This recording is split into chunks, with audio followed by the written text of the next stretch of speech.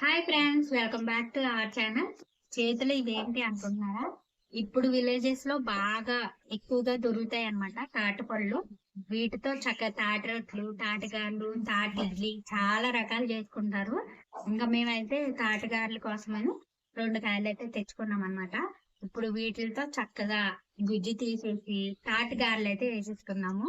చాలా పెద్ద పనే కానీ తప్పదు, ఇష్టంగా తింటాం కాబట్టి ఎంత పెద్ద పని అయినా ఇష్టంగా చేసుకుంటే టేస్టీ టేస్టీ ఫుడ్ అయితే చేసేసుకోవచ్చు.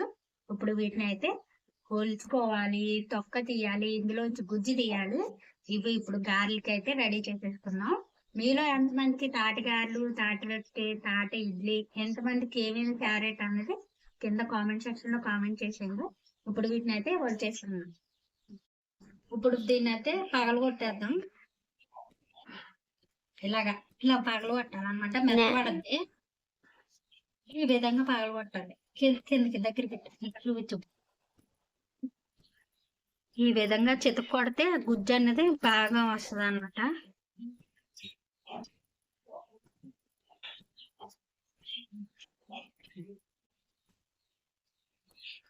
ఇలా పగలగొట్టి ఇప్పుడు వేరే కాయ, ఇంకో కాయ కూడా ఇలా చితక కొడితే కాయ మెత్తపడద్ది అనమాట. గుజ్జు బాగా వస్తుందని ఇలా నేలకేసి కొడతారు. చాలా మంది దీన్ని కాల్చుకుని కూడా తింటారు అనమాట. నేను ఎప్పుడూ ట్రై చేయాలి ఈసారి. ఈ విధంగా అయితే తొక్కోలుకోవాలన్నమాట. ఇప్పుడు వీటిని ఎడ తీసుకుందాం. చూసారా, ఈ గుజ్జు తీయడానికి ఇలా చిల్లులో ఉన్న గిన్నె అయితే తీసుకుంటాం అనమాట. మనకి కొంచెం ఈజీగా వస్తా, కానీ ఇలాంటి చిల్లులో ఉన్న బెజ్జలో ఉన్న గిన్నె తీసుకుంటే మనకి గుజ్జు అన్నది బేగా వస్తుంది అనమాట. ఇప్పుడు దీని మీద ఎట్టి, ఇక్కడ కింద ప్లేట్ ఎట్టి దీని మీద ఎట్టి, ఇప్పుడు ఇది ఉంది కదా, దీన్ని ఈ విధంగా ఇప్పుడు ఈ విధంగా అయితే గుజ్జు అన్నది తీసుకోవాలన్నమాట. దీనికి వేసి పామాలి. 2-3 ఉంటే చాలా బేగా అయిపోతుంది. ఒకరికైతే చాలా టైం పడుతుంది, కానీ నీళ్ళు వేసి మాత్రం తీయకూడదు. మనకి లూజ్గా అయిపోతుంది అనమాట. మనకి ఆ నీరు ఎక్కువ కలిసిపోతుంది. అందుకనేసి నీళ్లు తడపకుండా ఓన్లీ గుజ్జు మాత్రమే వచ్చేలాగా ఈ విధంగా తీసుకోవాలి. మా పెద్ద పిల్లలు చూసారా అలా కుస్తీ పడుతుందో, దేంతో అనుకుంటున్నారా? వాటితో అనమాట. తొక్కలు అయితే తీస్తుంది అనమాట. బాగు ఇటు కింద చూసి అవి ఉండే ఆ తొక్కలో తీస్తానికి కుస్తీలు పడుతుంది అనమాట.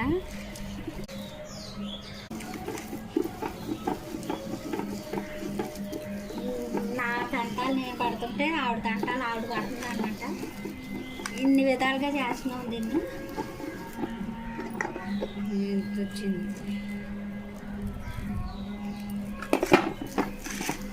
ఇన్ని టెంకలు అయినాయి అనమాట.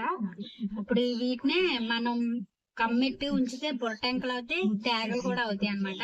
ఇవే తేగలు అవుతాయి, బుర్రగుంజు అవుతుంది. వీటిని పక్కన పెట్టేసుకుని ఇప్పుడు గుజ్జు ఎంత అయిందో అలా చూసేద్దాం. కిందకి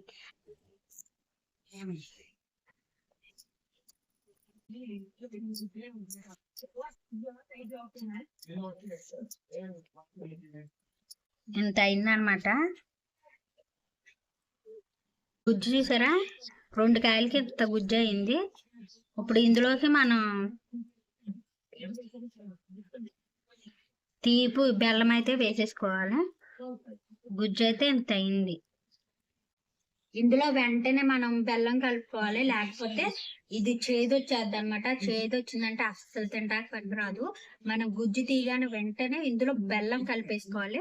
మనం రవ్వ అయినా లేటుగా కలుపుకోవచ్చు, కానీ బెల్లం మాత్రం త్వరగా కలిపేయాలి. ఇప్పుడు మనం చక్కచక్కమంటూ ఇందులోకి బెల్లం అయితే కోరేసి ఇందులో కలిపేసుకుందాం, లేకపోతే ఈ పల్పు అంతా చేదొచ్చేసి ఇదంతా మనం బేగా బెల్లం కలుపుకోతే చేదయ్యే ప్రమాదం ఉంది. కాబట్టి ఇప్పుడు మనం ఫాస్ట్ గా ఇందులోకి బెల్లం అన్నది వేసుకుందాం. కోరే టైం లేక చేదు వచ్చేస్తుందేమో అని నేను ఇలా కవర్ లో పెట్టి పగలగొట్టేసాను అనమాట.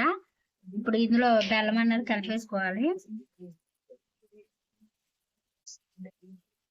తాటికాయ తీసేటప్పుడు ఈగలు కన్ఫామ్ గా వస్తాయి. ఇంకా మనకు తప్పదు, మనం ఈగలు వాలకుండా చూసుకుంటా ఉండాలి తప్ప ఈ తీపికి వాసనకి ఈగలు వచ్చేస్తాయి అనమాట. అబ్బా ఇల్లంతా తాటిపండు సువాసన అనమాట. ఇంకా రొట్టె కాల్స్తున్నప్పుడు చూడండి 10 ఇల్లు అవతల వరకు వెళ్తది. రొట్టె కాల్చేటప్పుడు అయితే గారెలు వేసినప్పుడు కూడా మంచి వాసన వస్తది, కానీ తాటి రొట్టె కాలుతున్నప్పుడు 7 ఇల్లు అవతలకి వెళ్ళద్దు అనమాట. దాని వాసన అంత బాగుంటది. చూసారా, బెల్లం కలుపుగానే మనకి జోరైంది. ఇందులో మనం ఇడ్లీ రవ్వ కలుపుకోవాలన్నమాట. గిన్నెలోకి అయితే వేసేసాను. రవ్వ కలుపుకోవాలి కదా, మనకి గారెల పిండి గట్టిగా ఉండాలి కాబట్టి ఈ విధంగా ఉంది. ఇప్పుడు రవ్వ అయితే కలుపుకోవాలి. కలుపుకునే ముందు మనం ఈ విధంగా తీపి చూసుకోవాలన్నమాట. తీపి సరిపడగా ఉంది, బాగుంది. ఇంకా తీపి ఎక్కువ వేసుకోవాలన్నమాట. ఇప్పుడు ఇందులో అయితే రవ్వ వేసుకుందాం. ఇది వచ్చేసి ఇడ్లీ రవ్వ ప్యాకెట్ అన్నమాట. మనకి మామూలుగా రవ్వ బియ్యం రవ్వ అయినా వేసుకుంటారు. మేము ఇడ్లీ రవ్వ కొనుక్కొచ్చి వేస్తున్నాము, ఎందుకంటే ఇది సన్నంగా ఉంటది కదా, ఫాస్ట్ గా ఉడికిద్దని మేము కొన్న ప్యాకెట్ వేస్తున్నాము. బియ్యం రవ్వ అయినా మనం ఆడించుకుని అయినా వేసుకోవచ్చు, లేకపోతే ఇలా కొన్న ఇడ్లీ రవ్వ అయినా వేసుకోవచ్చు అన్నమాట. ఇప్పుడు దీన్ని తడిపి అయితే వేయకూడదు, అందుకని నేను డైరెక్ట్ గా పోస్తున్నాను. మనం తడిపి కానీ వేసామంటే బ్యాటర్ అనేది లూజ్ అయిపోతుంది అనమాట. అందుకని ఇడ్లీ రవ్వ కడగకుండా మామూలుగా డైరెక్ట్ గా అయితే వేసేస్తున్నాను. రవ్వ అయితే డైరెక్ట్ గా వేసేస్తున్నాను. దీనికి కొలత అంటూ ఏమి ఉండదు, ఉజ్జాయింపుగా కలిపేసుకుంటారు. ఇదిగోండి, ఇది ఇప్పుడు ఎలా ఉన్నా కానీ మనకి రవ్వ అనేది పీల్చుకుంటది అనమాట. కొంచెంసేపు మనం రవ్వ నాననివ్వాలన్నమాట. ఈ గుజ్జు బాగా పీల్చుకుని రవ్వ కూడా బాగా మెత్తబడుతుంది. మనం కలిపిన వెంటనే మనం గారెలు అన్నవి వేసుకోకూడదు అనమాట. ఒక 10 నిమిషాలు ఆగి మనం గారెలు వేసుకుందాం. ఇంత అయితే అయింది కదా. ఇప్పుడు నూక బెల్లం అన్ని కలిపేసాం కదా. ఇప్పుడు ఒక 10 నిమిషాలు అయితే మూత పెట్టేసి ఉంచేసుకుందాం. ఇది మూత పెట్టేసి 10 నిమిషాలు పక్కన అయితే పెట్టేసుకుందాం. ఒక గంట పోయేసి ఎలా ఉన్నది మళ్ళీ ఒకసారి చూపిస్తాను. ఇదిగోండి, మూకుడు పెట్టుకుని ఆయిల్ అయితే పోసేసుకున్నాను. అది కూడా వీటెక్కేసింది. ఒక గిన్నె అయితే ఇలాగా పేపర్ వేసి పక్కన అయితే పెట్టుకున్నాను అనమాట. ఇప్పుడు ఆయిల్ హీట్ అయిపోయింది కదా, గారెలు అయితే వేసేసుకుందాం. ఇదిగోండి, ఒక గంట పోయాక పిండి ఈ విధంగా ఉంటుంది అనమాట. మనకి చూసారా, ఇలాగా గారి వేసుకుని అంత గట్టిగా ఉండాలి. మనకు అచ్చం గారెల పిండి ఎంత గట్టిగా ఉంటుందో అలాగే ఇది కూడా గట్టిగా ఉండాలన్నమాట. చూసారా, నేను రౌండ్గా చేస్తే ఎలా వస్తుందో చక్కగా ఇలా గారె వేసేసుకోవచ్చు మనం. గారె కూడా చూసారా ఎంత ఈజీగా వస్తుందో.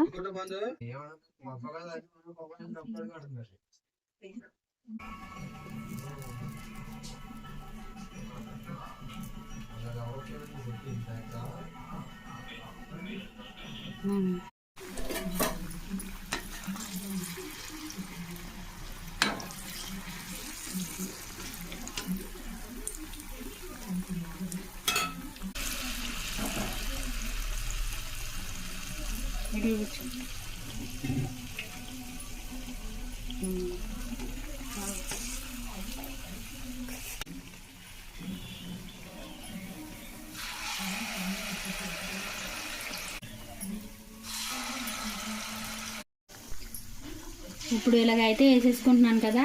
మొత్తం గారెలన్నీ వేసాక ఎలా వచ్చినాయి ఏంటన్నది చెప్తాను. అలాగే ఇలా గారెలు వేసాక వేడివేడిగా ఉన్నప్పుడే మనం తినకూడదు అనమాట. తింటే చేదుగా ఉంటుంది. ఇవి చల్లగా అయిపోయాక నెక్స్ట్ డే తింటే చాలా తీగా చాలా టేస్టీగా ఉంటాయి అన్నమాట. ఇలా వేడిగా ఉన్నప్పుడు మాత్రం మనం గారెలు తిన్నట్టు తాటి గారెలు తింటే నోరంతా చేదేశం అయిపోద్ది. కాబట్టి ఇవి ఈ రోజు కాకుండా నెక్స్ట్ డే తినండి, టేస్ట్ అయితే సూపర్ ఉంటుంది. ఇది మాత్రం గుర్తుంచుకుని వేడి మీద తినకుండా ఉంటే చాలా బాగుంటుంది. ఇప్పుడు వీటిని అయితే వేపేసుకుంటున్నాను కదా. మొత్తం అన్నీ అయిపోయాక ఒకసారి అయితే చూపిస్తాను ఎన్ని అయినాయి అన్నది. 2 తాటికాయలకి ఇన్ని గారెలు అయితే అయినాయి చూసారా.